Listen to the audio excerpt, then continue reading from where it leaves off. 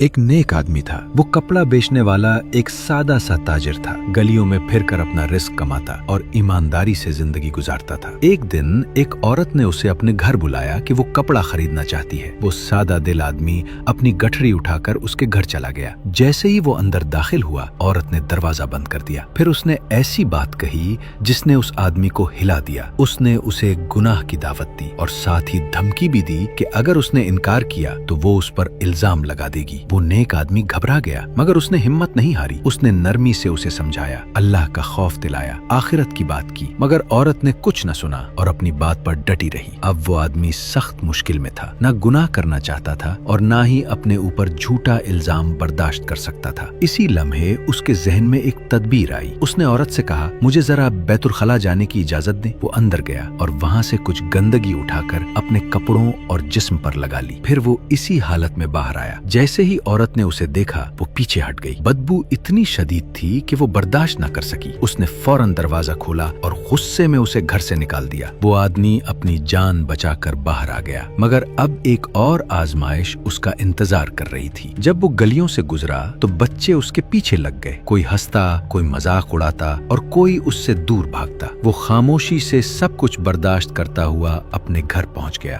گھر آ کر اس نے اچھی طرح غسل کیا، اپنے آپ کو پاک کیا اور تھکا ہوا اپنے بستر پر لیٹ گیا۔ اسی رات اسے خواب آیا۔ ایک آواز آئی، تم نے وہ کام کیا ہے جو بہت کم لوگ کر پاتے ہیں۔ تم نے اپنے آپ کو گندگی میں ڈال لیا مگر گناہ سے بچ گئے۔ اب ہم تمہیں دنیا اور آخرت میں خوشبو عطا کریں گے۔ وہ آدمی نیند سے بیدار ہوا تو اس کا دل شکر سے بھر گیا۔ وقت گزرا اور لوگوں نے دیکھا کہ اس کے جسم سے ہمیشہ خوشبو آتی ہے، ایک ایسی خوشبو جو عام نہیں تھی۔ اسی وجہ سے لوگ اسے مشک والا کہنے لگے۔ یہ کہانی ہمیں یہ سکھاتی ہے کہ اگر انسان سچے دلہ کے لیے گناہ سے بچنے کی کوشش کرے تو اللہ اسے ایسی عزت دیتا ہے جس کا وہ خود بھی سوچ نہیں سکتا۔ لا الہ الا انت سبحانک انی کنت من الظالمین۔